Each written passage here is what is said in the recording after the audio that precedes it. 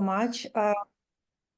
I will start from the general overview, and I will try to introduce you to the research work that we've been doing with within Razum we stand, and also with a lot of international partners over those years. I will just outline and I will share some presentation with you shortly. But first, for some introduction, I will just introduce you to the overall Ukrainian energy sector and how Ukraine is related and connected to the global energy markets and to the global energy transformation. So just a short introduction, because I've been working on this topic for over a decade, which relates to climate and energy activism first, and then energy transformation. But since the full-scale Russian invasion of Ukraine, which, as we know, was openly declared on Ukraine in late February 2022, many significant changes have already happened. Among them was not even going deeply into the numbers on destruction of Ukraine energy infrastructure, because we know this already. We know that the overall damage to Ukrainian energy infrastructure is mounting every day with every Russian missile or drone attack. And currently, under the estimate of the World Bank, it's about $500 billion of US dollars equivalent, but it's not a final amount. And unfortunately, this results in power outages. And I know that many of us who are in Ukraine are experiencing power shortages and power outages. And back to last November and to the last winter, we even had a complete blackout, ever first in Ukrainian history, when we were disconnected from the energy grid. And I personally live in Ivano-Frankivsk, which is very near to Burштyn thermal power plants, where there was the largest coal power plant, thermal coal power plant situated, that was one of the dirtiest in Europe. We have to say that because Ukraine in general does not have a tradition of efficient use of energy, unfortunately, due to our Soviet past. And we've been currently, even a few years ago, since these ratings were available, we've been holding the third place in Europe for the energy inefficiency and energy consumption in economy and industry, which is really huge, which is problematic, which meant our industry is being deeply into burning fossil fuels, to getting the fossil fuel energy. And to decarbonize this industry is not going easy and fast. So going back to that Burштyn coal thermal power plant, it's almost 90% destroyed as of now. And DTEC, the company that operates this thermal power plant, they are saying that they are going to rebuild everything, all capacities to restore this coal thermal power plant. But the case is that this is not entirely possible, because in the world, investments into renewable energies, basically saying money that are available in the world market to rebuild the renewable energy facilities, are not available for coal. And coal still, it has a short rise. It had a short rise in energy production in the year when the full-scale Russian invasion against Ukraine started, but it does not mean the coal will live forever, because it's almost finished, and because investors no more want to, due to the political commitments made by leading countries, including developed countries of the J7, which said no to coal development, new investments. It's been considered as not a bankable investment anymore. So we highly doubt that it will be possible to rebuild these thermal coal power plants with again, coal power facilities, because there won't be money for that available. And even largest private company can't do this because the spend has to be huge, because all this industry was hugely outdated. But going back to the sense of how citizens of Ukraine are living, and of course, it's really terrible of how people have to adjust the schedules, the work, the livelihoods, to being only having energy, consuming energy for a few hours per day, not in the morning, not in the evening. And of course, it affects us all. The solutions that we could propose to that were multiple, but one of them are to involve those public money that are coming into Ukraine to help rebuild energy infrastructure, not to be spent on new diesel generators, because there are very expensive generators among them, whose cost is about 25,000 euros and even up, with large industry generators, which again burn fossil fuels, diesel, petrol. And of course, we should not be relying on that sources of energy. But due to my expertise, and actually I've been visiting lots of countries, including the US, and we had an advocacy trip with other Ukrainian NGOs and mayors from local communities. And it became very clear that the world, especially the countries which are quite remote as the US, but still have a significant resources, they unfortunately don't understand. Though we are providing millions to help Ukraine, we bought you that certain amount of generators that are working on diesel. Why are you not happy? Because we said, no, we can't be happy with this midterm solution.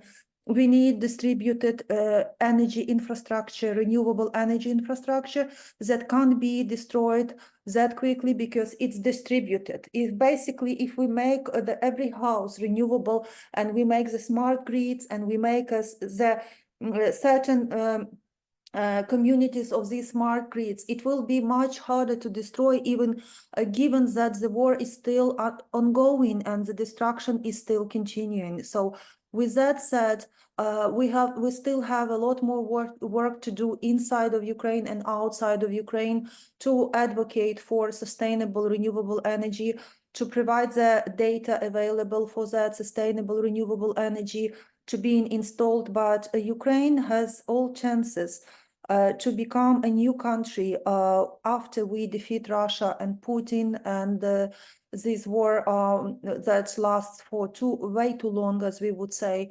We thought that it will end much sooner, but it's directly related to the work that we do with banning Russian fossil fuels and investments into them. There is a direct connection. How we stop Russia, we can stop Russia also on economic field when we sanction all the main source of their production, which are also fossil fuels.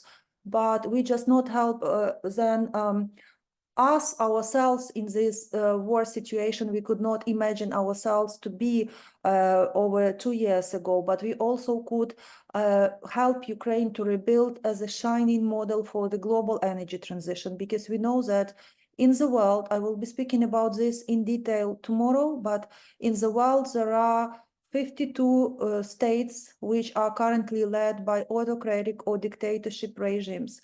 And they are most of them are in on African continent, also in Asia and in Latin America. And the political situation exacerbates, and we can see that even US upcoming elections may end up with electing the president, which won't be fully democratic for the US, which will immediately have impact on Ukraine and how we are doing on the aid that we receive, rebuilding of energy infrastructure. So this is all highly interconnected, and of course the elections in the EU and all other political developments are making us think that focusing on energy goals and rebuilding Ukraine on renewable energy is essential. Otherwise, we won't be able to liberate ourselves from the oligarchs as they have been ruling by our energy infrastructure in Ukraine, because we know who owns the main energy companies and why they own them. And we can finally make us free and make a good use of these resources, as never put us in the same danger again as EU, for example, have been dependent on Russian cheap gas for their energy, and then they are now so much suffering trying to reduce the consumption of gas. And by the way, this is really important that they did that. They reduced the consumption of Russian gas from 40% up to 10% for 2 years, trying to get them rid of this Russian gas that is used. The sales of Russian gas are used to fund the war against, as you know, against our country, Ukraine. And but this last 10% are the most difficult, as they say, because there is no replacement of cheap Russian gas on the European markets, and they can get this gas from the other countries. But in the past year, for the first time in European continent history, they burned up to 17% less of fossil fuels to produce energy than they did before. And I have to say this is a dramatic transformation, because they would never, the energy transition from one type of energy to another type of energy takes from 75 up to 150 years, which is a very long time. It's not even, it's twice as much as an average life cycle for one person.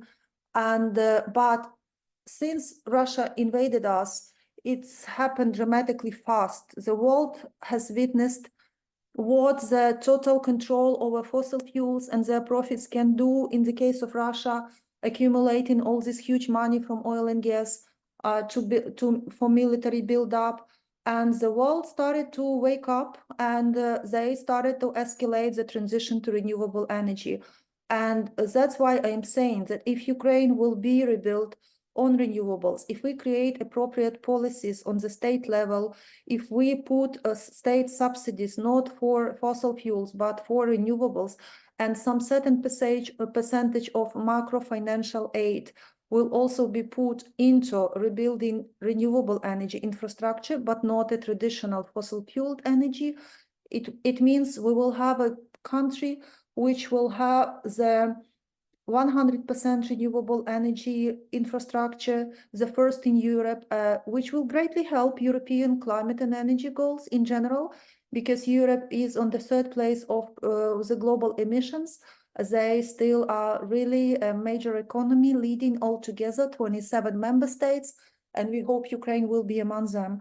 So that means Ukraine is important for the European Union and for the world, and how Ukraine transforms itself, it will greatly define the success of the European Union energy transition, but moreover, it could become a model for other countries which are being affected by fossil fuel dictatorships. In Africa, for example, there are still ongoing wars also based on resources and fossil fuels, and they are because of fossil fuels. Mozambique, I can name just a few, and also Uganda and Tanzania, because a huge crude oil pipeline is going to be built across the country, but for European needs, for Total Energies to export this energy, crude oil from Africa, not to make African continent better or greener or more renewable. No, it just to feed the increasing demand, global demand and European demand in oil, which is also really, really huge. And it goes with no saying that the key to the successful energy transformation is consumption, because if IEA, when the full-scale invasion of Russia against our country just started in 2022, IEA has released 2 lists. One list is, I can send you links afterwards, because I did not really mean to stop on them for a long time, but I can name a few. One list was top 10 steps of how the states can decrease dependency on oil. And the second is 10 steps of what states can do to decrease their dependency on gas. And no state has implemented these measures, so they are quite simple. I will name just a few. One simple measure to overcome reduce the oil consumption is to decrease the high speed limit on the these high speed ways and autobahns, for example, in Germany, because it's 300 kilometers, the upper limit, and everyone uses it. Why then Mercedes should exist and all the other BMW cars? Because there is no limit on the highways, how you can increase the your speed, and the more is your speed, the more oil is being used, petrol is being used to feed this engine to deliver this speed. And when the states started to discuss this even publicly, or another solution is a car-free center of the city. We know Lviv has it, yes, but there were protests. Why we can get exactly to our home? Why should I just park my car if I live in that building? Why should I park in let's say 600 meters? I don't want to do that. And there were same huge protests in the UK because people don't want the car-free zones. They want to get exactly from their house to the point of destination. And this is all mean we consume lots more oil and gas, and also gas because of all our heating system, including in Ukraine, is being built to with account for cheap gas. Because we also, to be honest, when we've been born, I do remember times when the gas costed like kopійка, coins, nothing, because there was a lot of gas coming from Russia and everyone could pay for that gas. And also oil is the same one, but now we can see, if we make a pit stop on our petrol station, we can see how the price increase and increase. And this means we need to consume less. And only then the market will respond to this decline in demand. Because if you interact with oil and gas big bosses and will tell them, okay, you should not bring the gas from Russia as Total Energies does, for example. But they will tell you, oh, so far, if European Union is allowing me to do that, I will. If market want me to import the gas from Russia because they need gas, I will do that, because we see the market. We can't see you. We see what market tells us to do. So that's important, that that these steps should be taken by every state, and I will share with them with you later, because you will be really surprised how simple they are and how easy they are to implement, but they are quite unpopular, politically unpopular, because if for example, mayor of Lviv, yes, will introduce such a measures, he won't be elected for the other term. But if the mayor of, the German chancellor introduces these measures under overall Germany, his party won't get the seats in the parliament, which is also bad. And for that certain reason, the far rights, which we know because it's scary trend, also currently ongoing during the French elections, it's a really scary trend, because far right parties, which means really far right, pro-national, but badly pro-national, mostly all of them are funded by Russia and supported by Putin's money, as Le Pen, as others, AfD in Germany, and they are the threat of democratic rights, because they are saying, no, we don't want renewable energy, we don't want the climate protection, people can suffer from the heat waves, from the floods, we don't care, because we need to protect our national interest and wealth means fossil fuels. And that's why we can see that decline of democratic regimes, which are normally more pro-energy, renewable energy, pro-climate, and they are, of course, currently experiencing some challenges. Going back to Ukraine, I will share with you just a few more facts, and I will share with you some presentation. I will just open it even now. A two-whole challenge. First is maintaining electricity supply this winter, of course, which I already mentioned, due to the energy destruction, and planning for a secure, resilient, and clean energy ecosystem, which is aligned with EU principles and ambitions. And also, what is really important, this is plans. You remember, I just told you a story about DTEC and Burштeinska TES, and also some other thermal coal power plants that have been currently under destruction. And we've been seeing that, yes, it's indeed a huge destruction, but Ukraine, in fact, did plan to phase out coal-fired power plants in Ukraine, where first they announced that officially in 2022 at the United Nations Climate Conference, COP26 in Glasgow. And I've been there too with other fellow activists and environmentalists. And actually, a few months before, it was just a few months before the full-scale invasion. And since then, Russia has struck at Ukraine's energy infrastructure, exposing the deep vulnerability of the centralized energy system.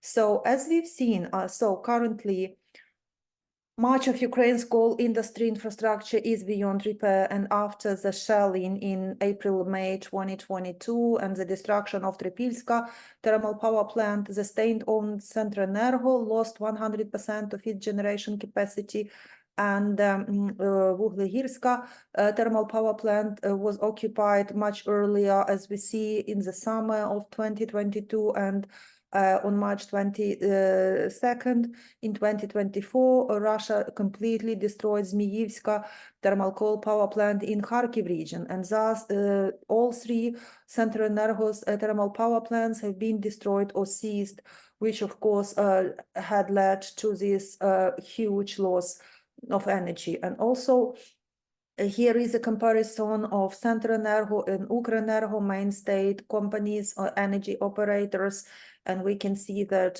as in the case of Centrenergo, there was a loss of 100% of its generation capacity, and Ukrenergo has, of course, lost their generation facilities in Odessa, Kharkiv, Zaporizhia, Lviv, Kyiv regions, which hugely affected the energy supply, as we all know. But Ukrenergo, just going back to that, has a very progressive director, Volodymyr Kudrytsky, who actually spoken just recently about the necessity to increase renewable energy rebuilding, and that renewable energy is distributed really hard to target, and they are working hard on building those renewable energy capacities even during a wartime.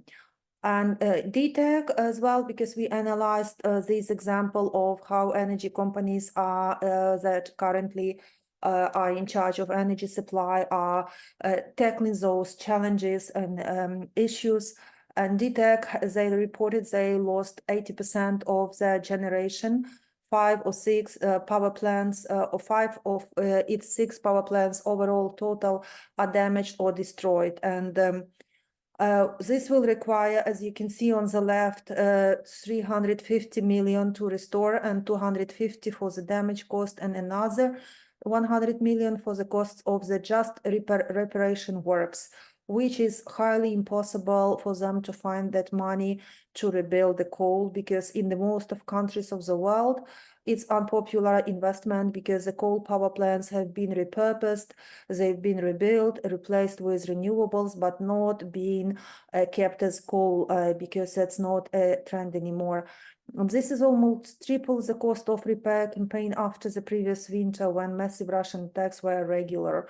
So we only can say that this damage is mounting, and this is hugely difficult for Ukraine to respond to the few challenges we face, to the military challenge, because of course our nation is being hugely affected and with the front line and military defense of the country, but also this is energy infrastructure deployment, which can't physically sometimes happen that quickly. It will still need time to deploy renewable energy, or build a wind farm, or just a photovoltaic power plant. It all requires time and resources. As we know, it can't happen overnight. But there has to be policy and regulation in place that will allow this change to happen much faster. And Ukraine's unified energy supply system is deteriorating due to the missile attacks and drone attacks, as we just spoken. But as we can see in 2014 and actually in 2021, before the full-scale invasion, Ukraine has accounted for 53.3 gigawatts of installed renewable energy capacity. And now, as we are saying, and it just was a Ukraine Rebuilding Conference, an annual big conference of Ukraine on Ukraine rebuilding in Berlin in the end of June, that has proven that Ukraine has left no more than 10 gigawatts as of March 2024. And at the time of June, as our state officials were outspoken, it was about 8 to 9 gigawatts, and there were also some numbers that 6 gigawatts, which is absolutely low number, and you can easily see it with existed 53.3 gigawatts of installed capacity, and this is really, really sad. And German's target, just for you to compare, for 2022 was 54.5 gigawatts. We just missed 1 gigawatt from the overall German capacity in the end of 2021, which is not a bad result overall. And but now, as we can see, this lack of energy supply dramatically affects the life of Ukrainians in different regions of the country. And after Russian attacks in early 2022, consumption and generation indicators were defined as critical, and the centralized power supply system was operating in emergency mode, and it continues. And the constant, given what happened, this constant unimaginable losses and this constant threats to the unified energy system, we can see that it's critical to consider restructuring the centralized energy supply system and building a new energy supply architecture based on decentralized distributed networks and alternative energy solutions. But we defined a few legal barriers because when it comes up to the implementation, it's very important that there is a legislation and policies in place to implement. So we, when business, even have you seen some examples, Nova Poshta, Epicenter, others, started businesses who never dealt with energy themselves, who just paid for the energy, but they never built any distributed energy systems for themselves. They started trying to install the independent distributed energy supply sources, and especially photovoltaic solar power plants.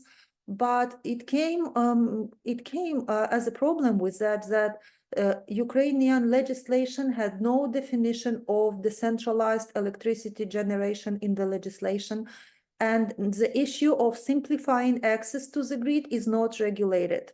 Now there were some moves into the legislation that proved that state is looking into simplifying the access to the grids, but the main case is that grid is privately owned by DTEC, in particular through Obolenergo in different cities.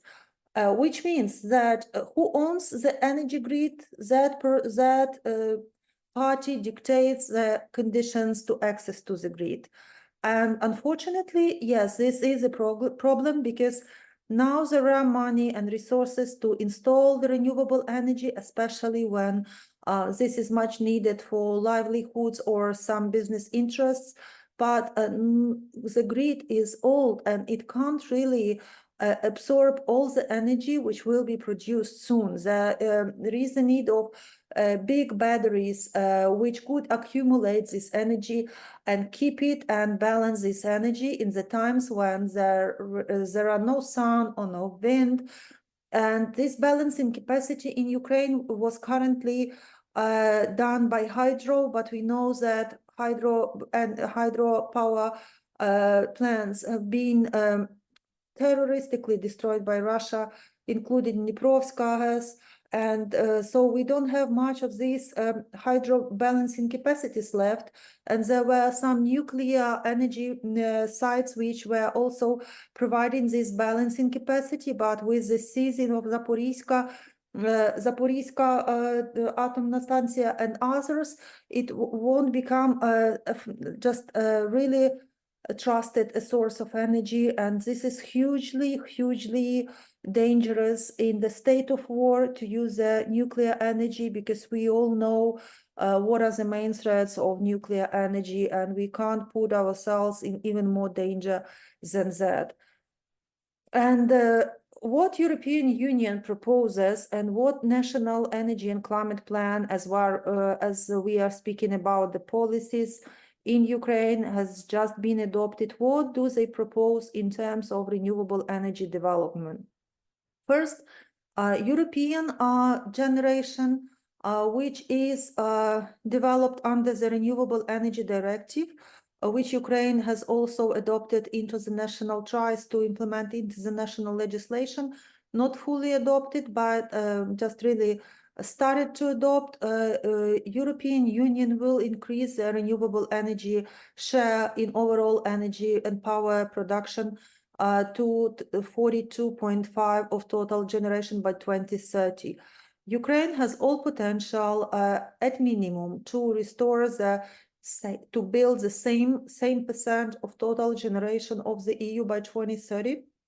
But in our national energy and climate plan, there is a goal of 27% of renewable energy by 2030, which is far behind the European goals. And if the accession negotiations that have been successfully opened in the end of June regarding Ukrainian accession into the European Union will discuss this issue, it's really clear that this renewable energy potential has to be grown significantly exponentially, and the 27% of renewable energy by 2030 is not achievable. It's not an ambitious target overall. This and actually both dimensions, high ambition or low ambition, will still involve biogas, solar and wind power plants, and energy storage systems development, which I currently mentioned. And to reach, we calculated, our experts from Razum We Stand calculated that to reach the 40% of green energy, we mean the energy that does not burn fossil fuels and does not pollute the environment and air, which is normally not fossil fuels. Ukraine will need approximately 2 gigawatts of green capacity or 4 gigawatts to cover peak demands, assuming the distribution of the direct contracts market matches with European specific regulation. Achieving this goal will require an investment in the amount of 3 to 4 billion of US dollars and up to US dollars 8 billion to completely replace coal generation, which is affordable. Just let me pause during this moment and remind you that 300 billions of frozen Russian assets are awaiting in the banks in European Union mostly, but also in the US. In the US, this is much smaller amount. It's about 50 billion. All other money are being located in the European Union financial institutions.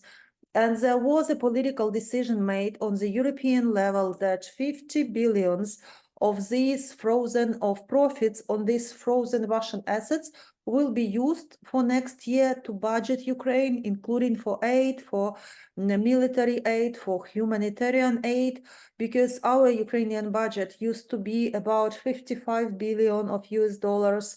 But of course, it's been changing, and currently, as Ukrainian economy being under decline by 35% in 2022 and even slightly more percent in 2023, with a slow increase in economy and then again decline, we can see that this money are huge to sustain Ukraine needs. But Ukrainian needs are not only military and humanitarian.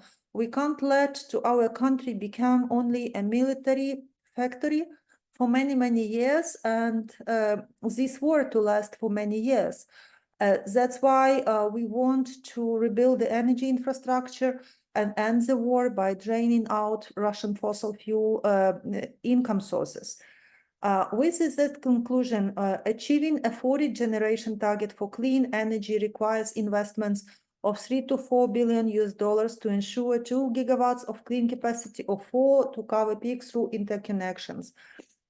And we presented this approach in Germany during Ukraine Rebuilding Conference, and we've seen that international businesses, particularly German, have a unique opportunity to participate in alternative energy projects by implementing biogas plants, storage systems, and solar energy by Ukrainian private companies for their own needs and through microgrids connecting such plants to each other. and potential projects implemented through ESCO mechanism. ESCO mechanism, it's a popular contract mechanism which is implemented by UNDP,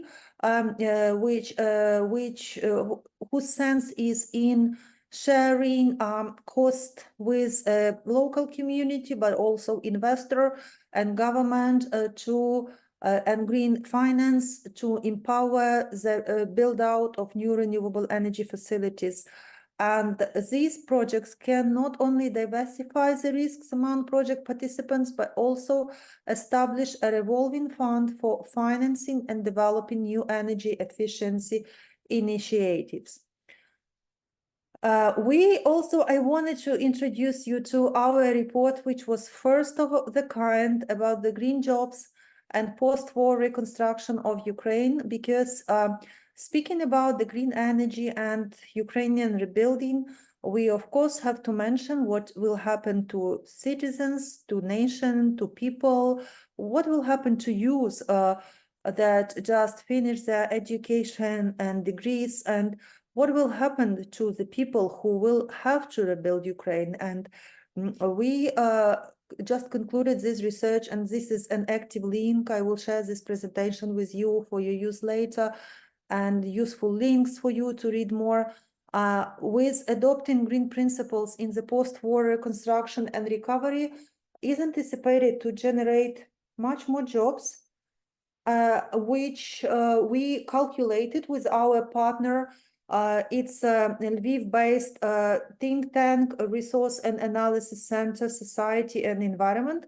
We made this research, very first one. It's been really useful for the state authorities and for international stakeholders to develop state programs, because we've calculated in that research that we can generate up to 4.2 million of green jobs within 5 sectors. And these sectors you can see, or you can't see, but I will tell you what these sectors are. They are energy, water supply, education, and also climate mitigation and buildings.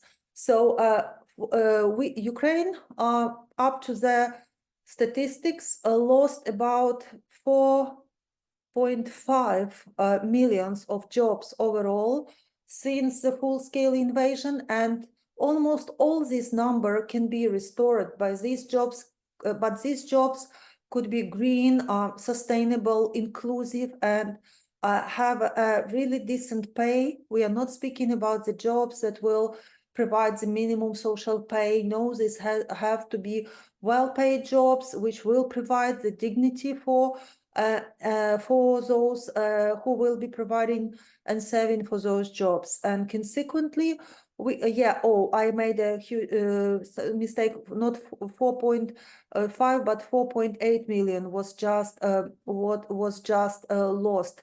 But we can almost rebuild it full, and the overall number of additional jobs could be considerably higher. It's just short predictions which are which we made after analyzing all possible documentation. So with that said, I will stop sharing and I will bring you a few more facts, and you will have a possibility also to ask questions which you might be really interested in getting response, and I will be happy to provide you with this response.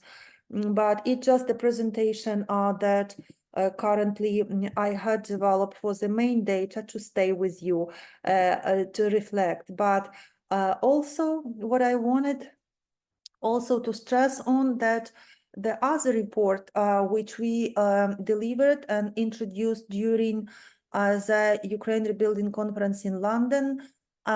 Why this rebuilding conference, by the way, important? Because they are huge festivals of hope, and that Ukraine will be rebuilt on renewables, rebuilt better than it was, as I said, highly energy dependent and consuming country.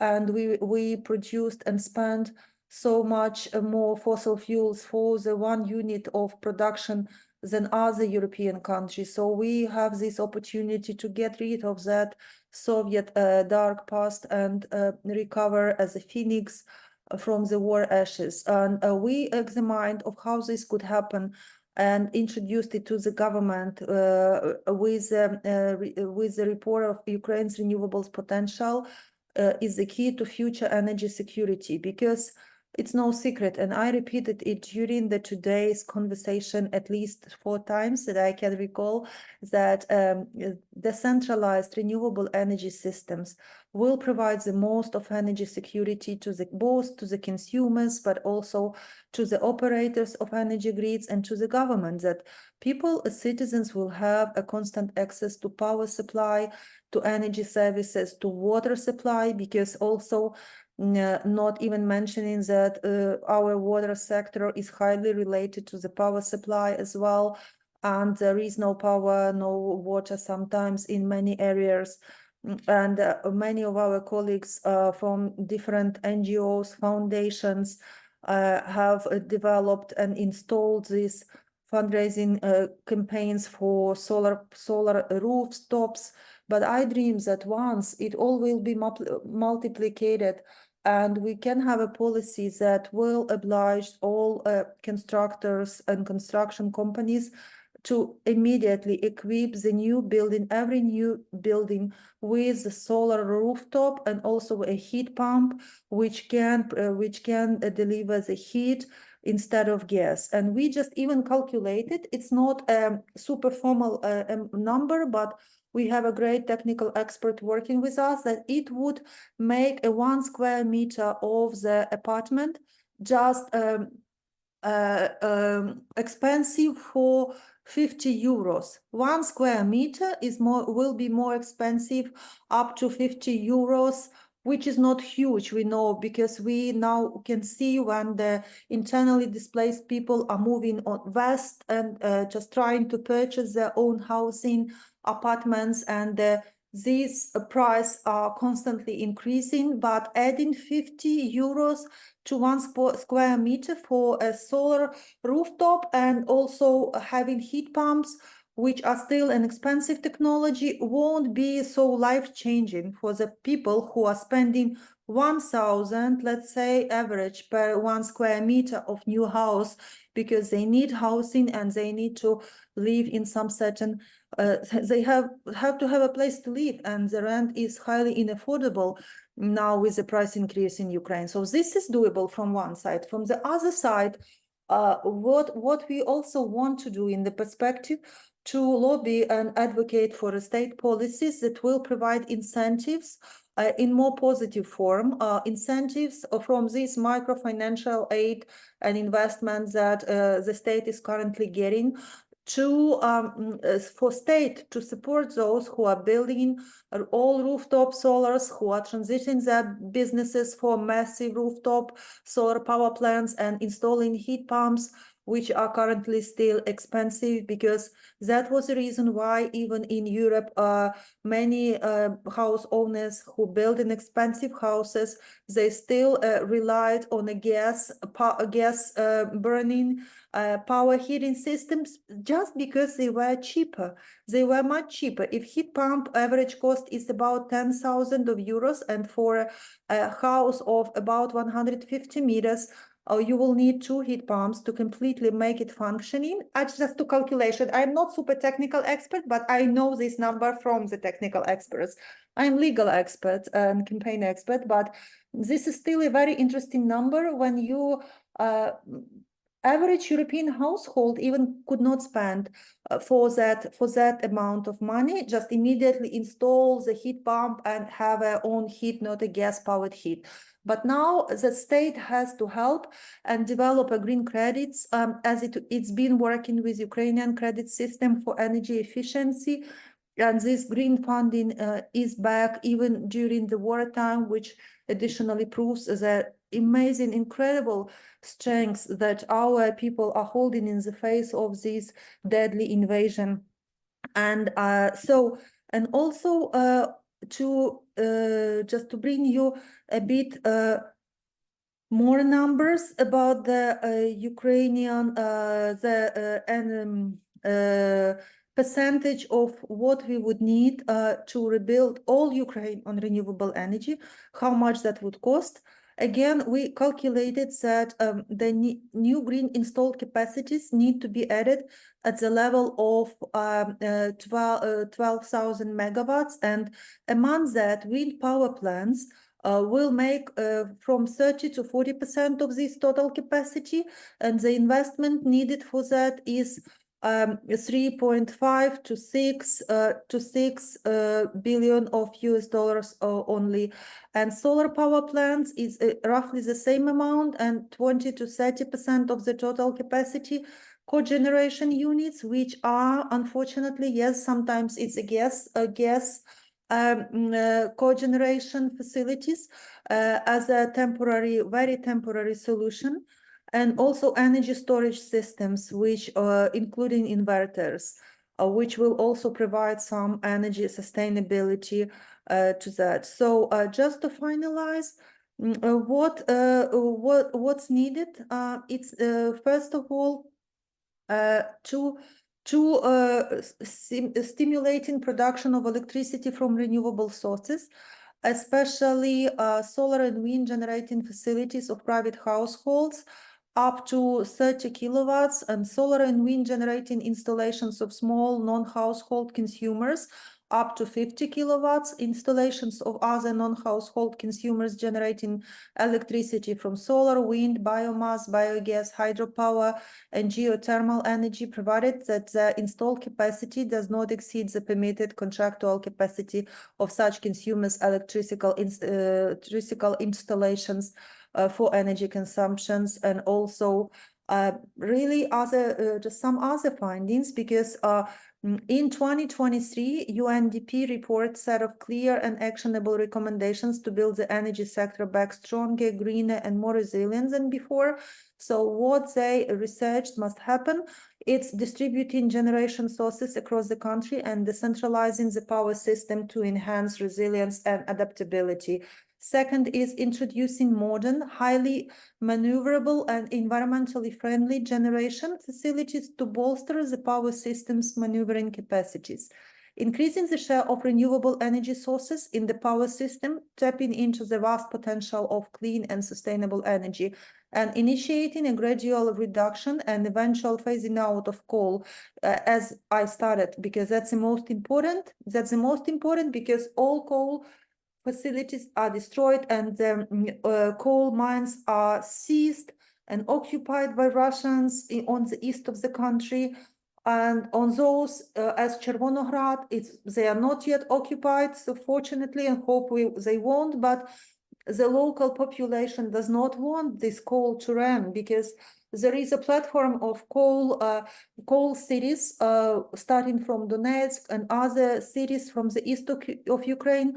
And they are saying, even those cities that have been currently unoccupied or liberated, they are saying, we don't want more coal. We don't want this coal for ourselves, for our children, because it's not sustainable, and we want to change it for dual education, and we want a just transition from coal. And the state is really working to develop a full state-funded program of a just transition in the coal-related regions, because it's quite hard. As we know, there were a lot of cities in the east, they were just mono cities, only whose economy was only based on the coal mining or coal production. So this, of course, is not good for those citizens, and they won't change. And also initiating a gradual reduction and eventual phasing out coal, but also reducing CO2 emissions and contributing to global climate change mitigation efforts, and exploring further opportunities to improve the efficiency of the use of nuclear and hydropower capacities in maintaining the energy balance mix, which I already mentioned today to you about that, because this is really important. Our government just speak by saying that this strategy that our Ministry of Energy is undertaking to put a huge money into nuclear development, it's a shameful, it's not the right strategy.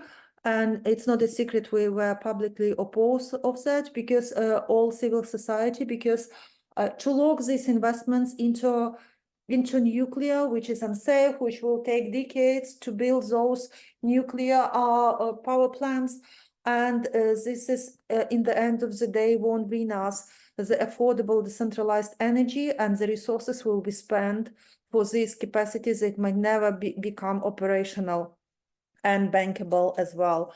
And so in this April, finishing with that, because I am aware of your questions, of course, that has to happen. It's in April 2024. There was a report by Energy Community with the EU about the post-war development of the renewable energy sector in Ukraine, which was made a set of conclusions regarding renewable energy developments, and what they said that this development is expected to be slower at first due to the imperfection of the legal and investment framework. This is the issue, and the technical scenario considers the phase out of coal and gas generation by 2050 to the maximum possible extent. Success with implementing hydropower plants construction, and the two scenarios of renewable energy development. A reference scenario, which is according to the recently adopted energy strategy, and the technical scenario, which is about incorporating international best practices and specific market features. And however, expanding renewable energy will depend on the interconnection and export capacity between the Ukraine and the EU electricity grids and readiness for deep integration of relative technologies, storage, smart technologies, decentralization, and other concepts like cooperation between market players to provide balancing as services are shown in the strategy only for reference and properly reflected in calculations. This is and now ending with investments into renewable energy and into which are happened. So they shortly increased investments into global oil and gas by 7% in 2022 and reached out roughly slightly over $500 billion US dollars after a similar rise in 2023. And they led predominantly by state-owned oil companies in the Middle East and Asia, but also climate experts have warned that global climate targets won't be met if new investments are continuing to be made into fossil fuels. And the global IEA, which is International Energy Agency, said that global investment in low carbon electricity will rise up to 10 times as much as fossil fuel power this year due to the increase in spending on solar projects. And the global, they predicted the investments in clean energy, including renewables and nuclear power, as well as electric vehicles, power grids, energy storage, low emission fuels, efficiency improvements, and heat pumps will reach up to $2 trillion of US dollars this year. So now it's a task for our government. Coming to the conclusions in order to have 15 minutes for answers and that was the conclusion, that there are money in the world to get us into renewable energy side, but this money are currently not available in Ukraine because investors are really hard to make investment decisions. There are certain restrictions because of many facilities are on the front line. And this is a task for our government to create a legislative field which will empower those investments and enabling the energy transformation.